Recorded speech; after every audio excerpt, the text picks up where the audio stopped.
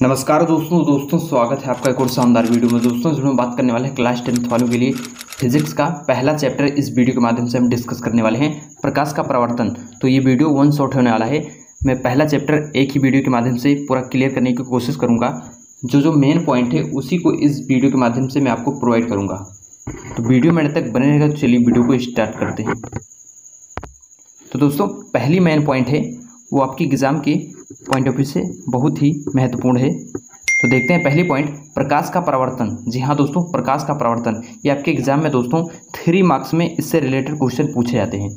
तो इसकी परिभाषा देखते हैं हम। जब प्रकाश एक समांग माध्यम के तल से टकराता है और टकराकर प्रकाश का कुछ अथवा संपूर्ण भाग प्रथम माध्यम में वापस चला जाता है तो इस प्रक्रिया को हम प्रकाश का परावर्तन कहते हैं। जी हाँ दोस्तों, इस प्रक्रिया को हम प्रकाश का परावर्तन कहते हैं। अब इसके हम नियम को देख लेते हैं। प्रकाश के परावर्तन के कुछ नियम यहाँ पर लिखे हुए हैं। तो कभी कभी इनका 1-2 पॉइंट लिखने को आ जाता है कि प्रकाश के परावर्तन के नियम को लिखिए, 1 मार्क्स में पूछा जाता है। तो पहली पॉइंट है, आपतित किरण आपतन बिंदु पर अभिलंब और परावर्तित किरण एक ही तल में होता है। और दूसरा पॉइंट है दोस्तों, आपतन कोण आई सदैव परावर्तन कोण आर के बराबर होता है। जी हाँ दोस्तों, ये आपका आपतन कोण आई हो गया और ये परावर्तन कोण आर हो गया। ये सदैव दोनों इक्वल होते हैं एक दूसरे के। तो आगे का पार्ट हम देखते हैं। तो दोस्तों अगली पॉइंट जो है वो काफ़ी महत्वपूर्ण है आपके एग्जाम से रिलेटेड। ये आपके एग्जाम में बहुविकल्पीय क्वेश्चन में पूछा जाता है। तो पहली पॉइंट है, अवतल दर्पण द्वारा प्रतिबिंब का बनना। जी हाँ दोस्तों, अवतल दर्पण द्वारा प्रतिबिंब का बनना। तो इसमें यहाँ पर हमने एक एक चीज़ मेंशन कर रखा है, देख लीजिएगा। वस्तु की स्थिति यहाँ पर है और प्रतिबिंब की स्थिति और प्रतिबिंब का आकार एंड प्रतिबिंब की प्रकृति। तो यहाँ पर हमने मेंशन कर रखा है ब्लैक पेन से। तो पहली पॉइंट में दिया हुआ है, जब वस्तु अनंत पर हो तब प्रतिबिंब आपका फोकस पर होगा एंड उसका आकार अत्यधिक छोटा होगा और प्रकृति वास्तविक एवं उल्टा होगा। जी हाँ दोस्तों, दर्पण में प्रकृति जो होगी, वस्तु की प्रकृति यानी प्रतिबिंब की प्रकृति जो होगी वो वास्तविक एवं उल्टा होगा। और दूसरी पॉइंट है दोस्तों, अनंत तथा सी के बीच में जब वस्तु हो तो इसमें आपकी प्रतिबिंब की स्थिति बनेगी एफ एंड एफ तथा सी के बीच। जी हाँ दोस्तों, एफ तथा सी के बीच। और आकार इसका छोटा होगा और प्रकृति इसकी वास्तविक एवं उल्टा होगा। और इसी प्रकार से तीसरा है, जब सी पर हो तो प्रतिबिंब भी सी पर होगा और आकार समान आकार का होगा एंड प्रकृति होगी वास्तविक एवं उल्टा होगी। और 4 पॉइंट है आपका, जब एफ और सी के बीच हो तब सी से दूर होगा और इससे आकार में बड़ा होगा एंड वास्तविक और रियल भी होगा। वास्तविक एवं रियल यानी कि रियल एंड उल्टा भी होगा। एंड जब 5वां पॉइंट है आपका, जब फोकस पर हो एफ पर हो तब प्रतिबिंब की स्थिति अनंत पर बनेगी एंड आकार इसका अत्यधिक विवर्धित बनेगा और वास्तविक एवं उल्टा ही बनेगा। अब 6वां पॉइंट है, जब पी ध्रुव एंड फोकस के बीच हो तब क्या होगा, तब दर्पण के पीछे बनेगा एंड आकार इसका बड़ा एवं विवर्धित होगा और इसका जो प्रतिबिंब की प्रकृति होगी आभासी एवं सीधा होगा। जी हाँ दोस्तों, आभासी एवं सीधा होगा। अब अगली पॉइंट है वो काफ़ी इंपॉर्टेंट है आपके एग्जाम से रिलेटेड, जो मैंने इस चैप्टर में आपको मेंशन करा रखा है। सो वो मेन पॉइंट ही है पहले चैप्टर का। अगली पॉइंट है दोस्तों, अवतल दर्पण के उपयोग। अवतल दर्पण का उपयोग सामान्यतः टार्च, सर्च लाइट तथा वाहनों के अग्रदीपों में प्रकाश तथा सेविंग दर्पण। जी हाँ दोस्तों, सेविंग दर्पण के रूप में किया जाता है। जब आप बाल वगैरह एंड दाढ़ी वाड़ी बनवाने जाते हैं तो अवतल दर्पण का ही उपयोग किया जाता है, क्योंकि एक बगल आपका पालिश क्या होता है एंड एक बगल आपका चेहरा दिखाई देता है। और दूसरी पॉइंट है दोस्तों, दंत विशेषज्ञ अवतल दर्पण का उपयोग मरीजों का बड़ा प्रतिबिंब देखने के लिए किया जाता है। एंड अगली पॉइंट है वो काफ़ी मेन इंपॉर्टेंट है, उत्तल दर्पण द्वारा प्रतिबिंब का बनना। जी हाँ दोस्तों, उत्तल दर्पण द्वारा प्रतिबिंब का बनना। तो इसमें से भी वो विकल्प में क्वेश्चन पूछ लेता है, जब वस्तु अनंत पर हो तो प्रतिबिंब की स्थिति कहाँ पर बनेगी। तो इसमें 4 ऑप्शन आपका दिया होगा, एफ पर, सी पर एंड ऐसे एंसोन दिया होगा। तो आपको इसी में से लिखना होगा। तो जब पूछेगा वस्तु की स्थिति अनंत पर हो तब प्रतिबिंब की स्थिति कहाँ पर बनेगी, तो आपको लिखना होगा एफ पर दर्पण के पीछे। इस प्रकार से इसका आंसर हो जाएगा। तो कभी कभी इससे रिलेटेड क्वेश्चन पूछ लेता है। तो इसमें पहली पॉइंट है दोस्तों, जब वस्तु अनंत पर हो तो प्रतिबिंब की स्थिति यह पर दर्पण के पीछे बनेगी, आकार अत्यधिक छोटा बिंदुवत बनेगा, बिंदुवत यानी छोटा, एंड प्रतिबिंब की प्रकृति होगी आभासी तथा सीधा। एंड दूसरा पॉइंट है अनंत और पी के बीच हो। जी हाँ दोस्तों, अनंत और पी यानी ध्रुव के बीच हो।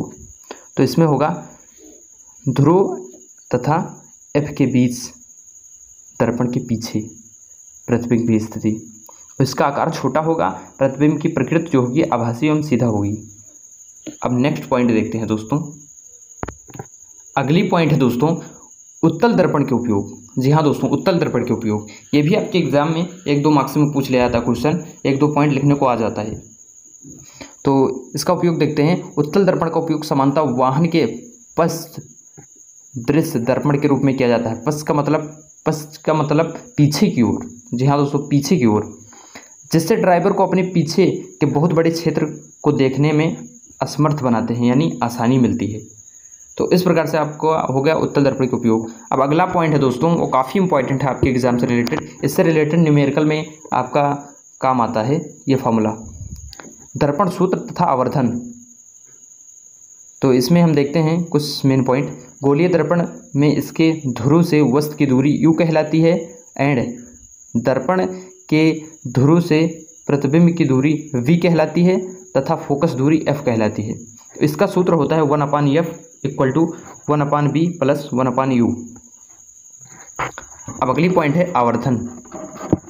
आवर्धन इसी में जब इसका न्यूमेरिकल आता है, इससे रिलेटेड न्यूमेरिकल, तो इसी में इसका मिक्स आ जाता है, आवर्धन भी ज्ञात करने को आ जाता है। तो आवर्धन की हम परिभाषा देखते हैं। यदि h वस्तु की ऊंचाई हो तथा h ही प्रतिबिंब की ऊंचाई हो तो गोलीय दर्पण द्वारा उत्पन्न आवर्धन यम प्राप्त होगा। इसे हम h' मान लेते हैं दोस्तों, प्रतिबिंब की ऊंचाई। तो यहाँ पर हो जाएगा यम बराबर प्रतिबिंब की ऊंचाई एंड वस्तु की ऊंचाई। तो यहाँ पर h' हमें इसे मान लिया है, तो यहाँ पर हो जाएगा यम बराबर h'/h। इसे हम b/u भी लिख सकते हैं दोस्तों। तो इस प्रकार से दोस्तों आपका ये आवर्धन हो गया। अब अगली पॉइंट जो है दोस्तों उसे हम देख लेते हैं। तो अगली पॉइंट है यार प्रकाश का अपवर्तन। जी हाँ दोस्तों, प्रकाश का अपवर्तन, इसकी परिभाषा हम देखते हैं। जब प्रकाश एक सामान्य माध्यम से दूसरे माध्यम में प्रवेश करता है तो अपने मार्ग से विचलित हो जाता है। इस घटना को प्रकाश का अपवर्तन कहते हैं। तो इसकी कुछ दशाएं देख लेते हैं, स्थितियां देख लेते हैं, स्टेट देख लेते हैं। पहली पॉइंट है यदि प्रकाश विरल माध्यम से सघन माध्यम में प्रवेश करती है तो अभिलंब की ओर झुकती है। दूसरा पॉइंट है जब प्रकाश सघन माध्यम से विरल माध्यम में प्रवेश करता है तो अभिलंब से दूर हटता है। जी हाँ दोस्तों, अभिलंब से दूर हटता है। अब इसके कुछ नियम हैं एंड शर्तें हैं, उसे हम देख लेते हैं। अपवर्तन के नियम, पहला पॉइंट है इसमें आपतित किरण, अपवर्तित किरण तथा आपतन बिंदु पर खींचा गया अभिलंब तीनों एक ही तल में होते हैं। दूसरा पॉइंट है आपतन कोण की ज्या sin i तथा अपवर्तन कोण की ज्या sin r परस्पर समानुपाती होते हैं। sin i/sin r बराबर स्थिरांक, समानुपाती होंगे तो स्थिरांक लिखा जाएगा ना। इसे हम स्नेल का भी नियम कहते हैं। जी हाँ दोस्तों, इसे हम स्नेल का भी नियम कहते हैं। अगला मेन पॉइंट है अपवर्तनांक। अपवर्तनांक sin i/sin r बराबर स्थिरांक। इस स्थिरांक के मान को दूसरे माध्यम का पहले माध्यम के सापेक्ष अपवर्तनांक कहते हैं। तो दोस्तों अगली पॉइंट है उत्तल लेंस।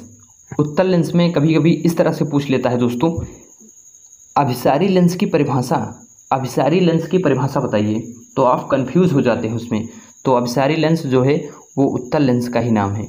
तो इसकी परिभाषा पहले हम देखते हैं। उत्तल लेंस प्रकाश की किरणों को अपसरित करते हैं, इसलिए उत्तल लेंस को अभिसारी लेंस भी कहते हैं दोस्तों। जी हाँ, इसमें कन्फ्यूज होने की कोई बात ही नहीं है, इसका डबल नाम है, इसलिए उसे अभिसारी लेंस भी कहते हैं। अब अवतल लेंस देख लेते हैं। वह लेंस जो प्रकाश की किरणों को अपसरित करते हैं। जी हाँ दोस्तों, अपसरित करते हैं, ऐसे लेंस को अपसारी या अवतल लेंस भी कहते हैं। तो इस प्रकार से आपका दोनों हेडिंग क्लियर हो गया कि किसे अभिसारी कहते हैं और किसे अपसारी कहते हैं। ये बड़ा ही मेन इंपॉर्टेंट है दोस्तों।